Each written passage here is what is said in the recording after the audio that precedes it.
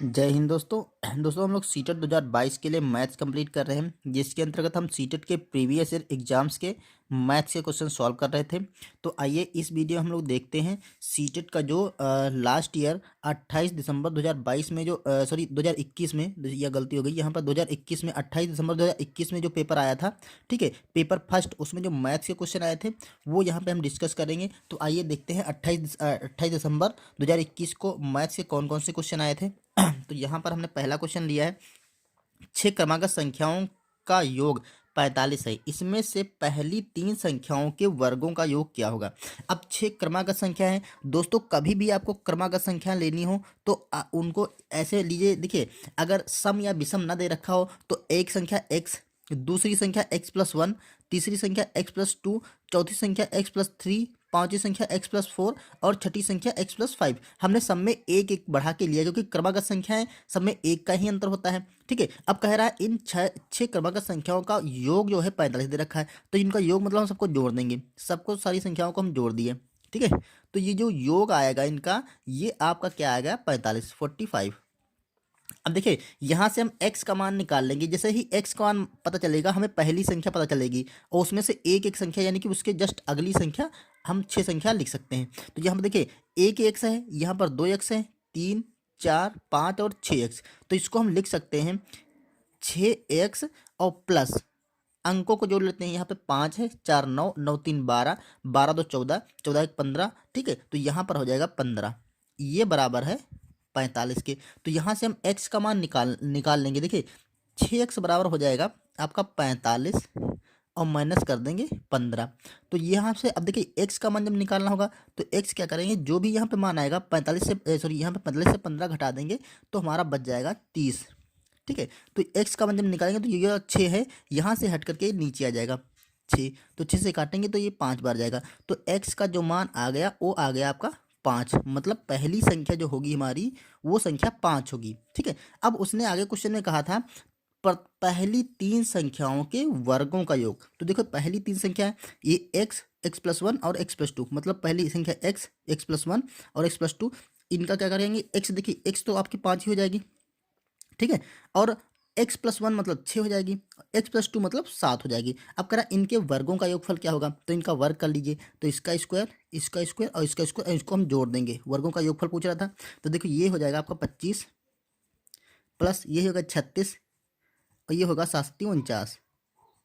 अब इनको जोड़ते हैं, वही हमारा आंसर हो जाएगा। देखिए, 9 9 6 15 और 15 5 20 का 0, हाथ से लगेगा 2, 4 2 6 और 6 3 9 और 9 2 11। तो ये आ जाएगा आपका 110। तो ऑप्शन देखिए, ऑप्शन हमारा ए सही हो रहा है। ओके, आइए अगला क्वेश्चन देखते हैं। देखिए, अगला क्वेश्चन ने बहुत ही आसान आया था, एक मोबाइल फोन के कीपैड पर दी गई संख्याओं का गुणनफल क्या होगा। कोई मोबाइल फोन का कीपैड आप सब जानते हैं, कीपैड में क्या होता है, 1 2 3 4 5 6 7 8 9 और 0। तो इन संख्याओं के गुणनफल, उनका गुणनफल निकालना है। तो देखिए, सारी संख्याओं का हम गुणा करेंगे एक दूसरे से। ठीक है, जैसे 1 को 2 से गुणा करिए, 2 से 3 से गुणा करिए, इन सब को गुणा करेंगे यहाँ तक। ठीक है, यहाँ तक आप गुणा करेंगे तो अंक आएंगे। लेकिन जैसे ही आप 0 से गुणा करेंगे, इतने का गुणा, उसका जैसे ही 0 से गुणा करेंगे, तो 0 से किसी भी संख्या को गुणा करेंगे तो आपका आंसर क्या आ जाएगा, 0 आएगा। तो इस क्वेश्चन में कंफ्यूज बिल्कुल मत होना कि आप मल्टीप्लाई करने बैठ जाएं, कि बहुत सारा मल्टीप्लाई करें, कुछ नहीं, आपको किसी से मल्टीप्लाई करना ही नहीं। जैसे ही आपको मल्टीप्लाई में कभी भी आपको मल्टीप्लाई में 0 मिले, ठीक है, जैसे ही 0 से मल्टीप्लाई करने के लिए सारा मान 0 हो जाएगा। जब वहां पर प्लस या माइनस नहीं लगा होगा तो सारा मान क्या होगा, 0 हो जाएगा। तो इसका ऑप्शन हम डी लगा देंगे। ओके, देखो अगला क्वेश्चन जो आया था कुछ इस टाइप से था, डॉक्टर ने अमन को पर्याप्त मात्रा में पानी पीने की सलाह दी। वह रोज 14 गिलास पानी पीता है। यदि गिलास की क्षमता 300 मिलीलीटर हो, या 300, इसको ml लिख सकते हैं, 300 ml है, तो वह एक सप्ताह में कितने लीटर पानी पी जाता है। ठीक है, तो देखो, कह रहा है एक दिन में वो पानी पीता है, वो 14 गिलास पानी पीता है। ठीक है, तो अगर एक दिन में 14 गिलास पानी पीता है तो एक दिन में टोटल पानी कितना पी जाएगा, क्योंकि एक दिन में जो 1 गिलास पानी की जो क्षमता है वो 300 ml है। तो देखो, एक एक दिन में जो पानी की मात्रा होगी वो 14 गिलास से, क्योंकि 14 गिलास पीता है, और 14 गिलास को हम 300 ml से मल्टीप्लाई करेंगे तो ये हो जाएगा 14 3 42। ठीक है, ये हो जाएगा 4200 ml। ठीक है, 4200 ml, इतने ml वो पानी एक दिन में पी जाता है। ठीक है, अब देखिए, हम अभी सारा मान हम ml में निकाल रहे हैं। ठीक है, सारा वैल्यू हम ml में निकाल रहे हैं, क्योंकि हमें चाहिए पानी लीटर में। आंसर उसका देखिए लीटर में लिखा है, तो हम जो लास्ट में मात्रा आएगी उसको हम 1000 से डिवाइड कर देंगे। ठीक है, तो अभी इसको ml में ही रहने देते हैं। अब कह रहा है एक सप्ताह में देखो, एक सप्ताह पूछ रहा है ना, लास्ट लास्ट में एक सप्ताह में वो कितने लीटर पानी पी जाता है। तो एक सप्ताह में होते हैं 7 दिन आपके। ठीक है, तो 7 दिन में जो पानी पिएगा, एक दिन में पानी इतना ml पीता है, तो 7 दिन में कितना बचेगा, इसको 7 से हम मल्टीप्लाई कर देंगे 4200 को। ठीक है, तो ये हमारा आंसर आ जाएगा। तो देखो अब इसको 4200 को मल्टीप्लाई करना है, और हमें क्या करना है, इस पूरी जो समीकरण आएगा, जो भी पूरा मान आएगा उसको हम 1000 से भाग करेंगे, तब भी ये देखिए ये जो आएगा ये हमारा ml में होगा। ठीक है, तो हमें लीटर बनाने के लिए इसको भाग कर देंगे 1000 से। अगर 1000, क्योंकि एक लीटर में 1000 ml होते हैं, तो 1000 से भाग करेंगे तो ये हमारा ml कट के हमारा क्या हो जाएगा, लीटर हो जाएगा, इतने लीटर। ठीक है, इसे हमें कैलकुलेट कर लेना है, हमारा आंसर आ जाएगा। तो देखो यहाँ से 2 जीरो तो आसानी से कैंसिल हो जाएंगे। ठीक है, एक जीरो है तो ये वाला जीरो हट कैंसिल होगा, तो यहाँ पर पॉइंट लग जाएगा, कहीं भी एक अंक बाद पॉइंट लगा देंगे। अब हमें मल्टीप्लाई करना है सिर्फ 7 से और 4.2, तो ये देखिए क्या आ जाएगा, 7 दूना 14 के 4 हो जाएगा, और ये पॉइंट लास्ट में लगा है तो हम पॉइंट लास्ट है एक अंक बाद लगा देंगे, और 7 चौक 28, 1 29, तो ये हमारा हो जाएगा 29 लीटर, और 4 यानी कि 400 ml आएगा, या 29.4 लीटर हमारा आंसर आ जाएगा। तो ऑप्शन देखिए 29.4 लीटर हमारा ऑप्शन नंबर बी सही हो रहा है। आइए हम नेक्स्ट क्वेश्चन देखते हैं। वन, ये एक शब्द दे रखा है अंग्रेजी का ONE के बीच वाले अक्षर, बीच वाले अक्षर मतलब यन की बात कह रहा है, बीच वाले अक्षर द्वारा बनने वाले कोण की पहचान कीजिए। जो बीच में अक्षर एन बन रहा है उससे बनने वाले कोणों की पहचान करना है। ठीक है, तो देखो हम एन कुछ इस तरह से बनाते हैं। ठीक है, इसमें जो कोण बन रहे हैं, तो एक कोण यहाँ पे बन रहा है और ये कोण यहाँ पे बन रहा है। ठीक है, ये दोनों एक कोण दूसरे कोण है। ठीक है, तो इनकी पहचान करना है। तो सबसे पहला ऑप्शन दे रखा है न्यून कोण। तो देखो या क्या यहाँ पे न्यून कोण बन रहे हैं। देखिए पहले हमें न्यून कोण पता होना चाहिए, होता क्या है न्यून कोण। ऐसा दोस्तों कोण जिसका मान 0 अंश से 90 अंश के बीच में होता है वो न्यून कोण होता है। जैसे कुछ इस टाइप से। ठीक है, ये न्यून कोण है। अगर आप ऐसे भी बना लेंगे तब भी न्यून कोण होगा। ठीक है, अगर आप ऐसे भी बना देंगे तब भी ये क्या होगा, न्यून कोण होगा, 90 अंश से छोटा हो। अब 90 अंश क्या होता है, जो 90 अंश का कोण होता है कुछ इस टाइप से होता है, बिल्कुल ऐसे सीधी ऐसी सीधी लाइन, ये 90 अंश का, इसे समकोण बोलते हैं। अगला ऑप्शन है इसका समकोण। तो देखिए 90 अंश का जो कोण होता है वो समकोण होता है कुछ इस टाइप से, तो इससे जो छोटा होता है वो सारे न्यून कोण होते हैं। क्लियर। अब अगला का ऑप्शन है अधिक कोण। तो अधिक कोण जो दोस्तों जो होते हैं वो 90 अंश से और 180 अंश के बीच में होते हैं। मतलब हमारा कुछ 90 अंश से फैला हुआ होगा। जैसे 90 अंश देखो यहाँ तक आएगा, इससे कुछ ज़्यादा होगा, और यहाँ तक ये 180 अंश का है, तो इस और इस एरिया के बीच की जो लाइन होगी और यहाँ से जो एंगल नापेंगे वो हमारा होगा 100, मतलब अधिक कोण होगा। कोई भी जैसे मान लेते हैं हम ऐसे बनाते हैं, एक लाइन ऐसे दूसरी लाइन ऐसे बना देते हैं, तो ये जो कोण बनेगा ये जो भी होगा जितने भी अंश का हो, कुल मिला के 180 अंश का ना हो और 90 अंश से कम ना हो, 180 अंश से ज़्यादा ना हो, तो वो जो कोण हो जाएगा वो अधिक कोण होगा। ठीक है, तो अब इस तरह से ऑप्शन आया लास्ट में पूरक कोण। तो देखो तो पूरक कोण होते हैं वो 202 होते हैं, तो उन दोनों कोणों का योगफल 90 अंश का होता है।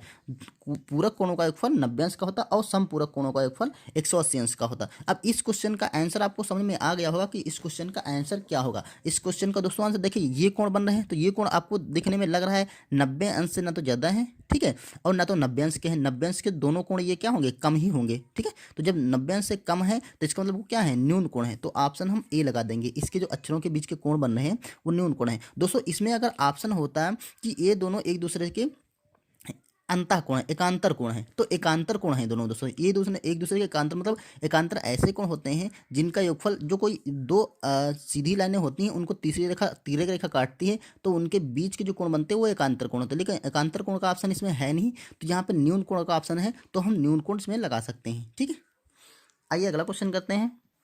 देखो अगला जो क्वेश्चन आया था वो लिखा था इनमें से 3/20 का 2/3 है। 2/20, 3/10, 1/20 और 4/10। देखिए 3/20 का 2/3, 3/20 देखिए अलग अलग हम लिखते हैं, 3/20 का 2/3 का की जगह हम लगा देंगे गुणा। तो 3/20 मतलब 3/, ये हो जाएगा 20, ये हो गया हमारा 3/20 का मतलब गुणा 2/3, 2/3 का मतलब 2/3। ठीक है, अब ये देख लेते हैं हम क्या होगा। तो देखो ये 3 3 तो कैंसिल हो जाएगा, 2 से 1 कम 2 और 2 दाम 20। ठीक है, तो ये जो हमारा बनेगा वो क्या बन जाएगा, 1/10। तो इसे हम अगर लिखना चाहें तो लिख सकते हैं 1 और 10वां, क्योंकि 10वां भाग है तो 1/10। ठीक है, तो यही हमारा आंसर हो जाएगा। 1 दशमलव देख लीजिए, एक 1 दशमलव, तो इसमें कोई ऑप्शन नहीं। आई थिंक इस ऑप्शन लिखने में या तो कुछ मिस्टेक हुई है या फिर ऑप्शन इसमें यही दे रखे होंगे, क्योंकि इसका जो आंसर आएगा वो 1 दशमलव मतलब 1/10 ही आएगा। ठीक है, तो आइए अगला क्वेश्चन करते हैं।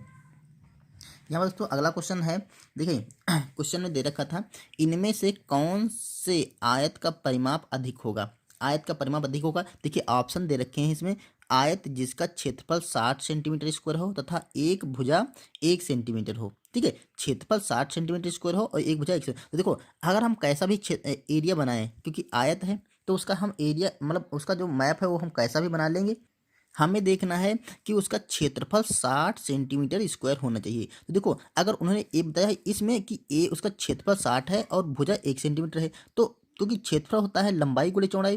ठीक है, तो लंबाई गुणे चौड़ाई जब हम करेंगे तो हमारी आनी चाहिए 60।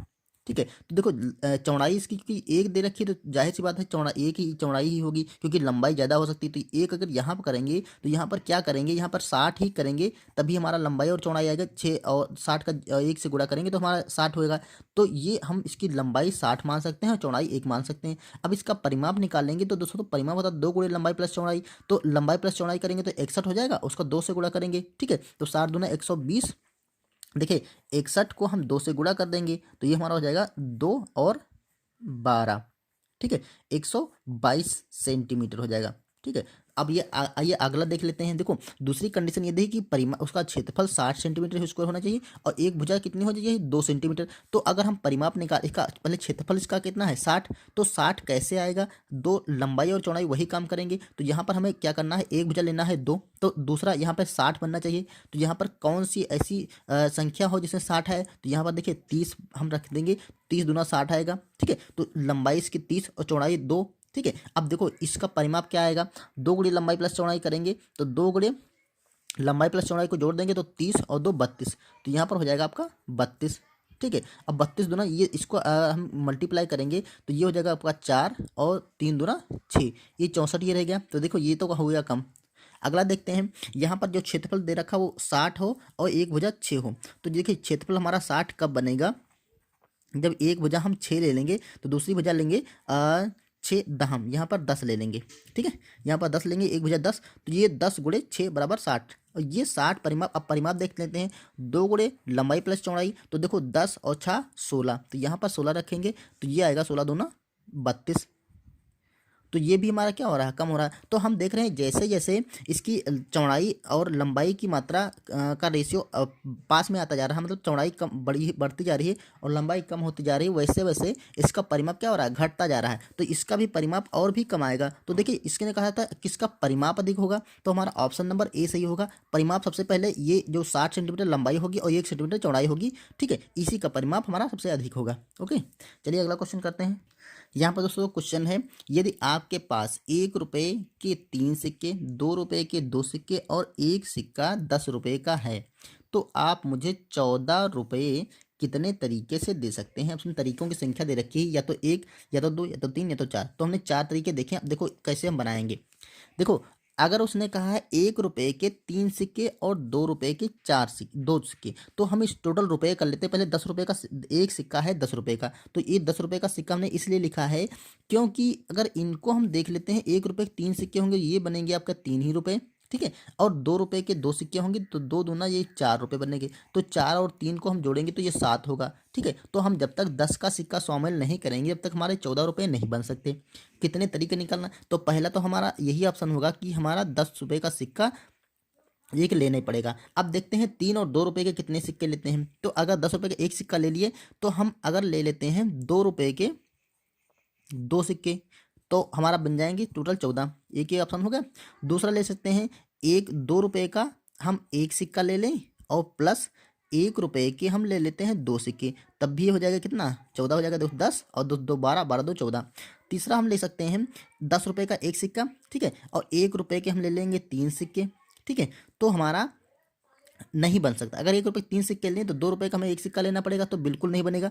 ठीक है, तो ये तो ऑप्शन नहीं आ सकता है। अब इसमें अगर 2 रुपये का हम 1 सिक्का ले लेते हैं, ठीक है, 2 रुपये का हम 1 सिक्का लेते हैं और 1 रुपये के हम 2 सिक्के लेते हैं, तो ये ऑप्शन हम कर चुके हैं, तो ये भी नहीं कर सकते। ठीक है, तो अब देखिए इसके अतिरिक्त कोई आपसे ऑप्शन नहीं बन रहे हैं जिसमें हम 14 रुपये बना सकें, क्योंकि 10 रुपये का 1 सिक्का लिया, ठीक है, 10 रुपये का 1 सिक्का, तो यहाँ पर हमारे अकॉर्डिंग तो 2 ही कंडीशन ऐसी बन सकती हैं जिसमें हम 1 रुपये के 3 सिक्के और 2 रुपये के 2 सिक्कों और 1 रुपये का 14 रुपये का 10 रुपये का 1 सिक्के से हम 14 रुपये बना सकते हैं। हमारे अकॉर्डिंग इसकी 2 ही कंडीशन बन रही हैं, बाकी इसे कोई कंडीशन बन ही नहीं रही, क्योंकि अगर 10 रुपये का 1 सिक्का ले लें, ठीक है, और 2 रुपये के हम 2 सिक्के लें, ठीक है, तो 14 बन जाएंगे। 2 रुपये का 1 सिक्का लेंगे, ठीक है, तो हमारा 12 बनेगा, तो 2 सिक्के इसके हो गए। बाकी ऐसी कोई कंडीशन बनी नहीं, तो हमारे अकॉर्डिंग इसका आंसर ऑप्शन नंबर बी 2 ही कंडीशन बनेगी। ओके, आइए अगला क्वेश्चन करते हैं।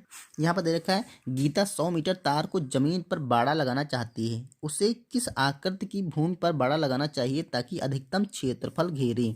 ठीक है, अधिकतम क्षेत्रफल घेरे। दोस्तों, कभी भी आपको अधिकतम क्षेत्रफल और परिमाप की बात करें तो वो ऐसा होता है जो जिसमें कोई कोना नहीं होता। जैसे ये वृत्त है, तो सबसे ज़्यादा अधिकतम जो क्षेत्रफल घेरेगा, देखिए उसने कहा है 100 मीटर ही तार है, तार की लंबाई 100 मीटर है, तो तार की लंबाई अगर 100 मीटर लगाएंगे, अगर त्रिभुजा का लगाएंगे, देखिए तो ये जो कोने बनते हैं इसमें इसमें जो तार हो जाता है वो ज़्यादा लग जाता है, ठीक है, और एरिया कम घेरता है। इसमें भी कोने हैं तो तार ज़्यादा लग जाएगा, लेकिन एरिया इसमें कम जो है लेगा। इसमें भी कोने हैं तो यहाँ पे तार तो ज़्यादा लगता है, लेकिन जो वृत्त होता है तो सबसे कम परिमाप में सबसे ज़्यादा जो क्षेत्रफल घेरता है वो वृत्ताकार आकृति होती है। ठीक है, तो जो बाड़ा लगाएगी वो वृत्ताकार आकृति लगाइए, क्योंकि इसमें कोई भी कोना नहीं होता है। ठीक है, तो ऑप्शन हमारा डी सही होगा, वृत्ताकार। तो दोस्तों ये थे कुछ क्वेश्चन जो कि 28 दिसंबर 2021 वाले पेपर से हमने लिए थे। ठीक है, तो अगर वीडियो आपको पसंद आए तो इसे लाइक करिए, चैनल पर नहीं तो सब्सक्राइब कर लीजिए। ठीक है, और बाकी अगर जो नेक्स्ट 2021 के पेपर बचे हैं उन्हें हम अब जल्द कराने वाले हैं। ठीक है, तो चलिए मिलते हैं नेक्स्ट वीडियो में, तब तक के लिए थैंक यू।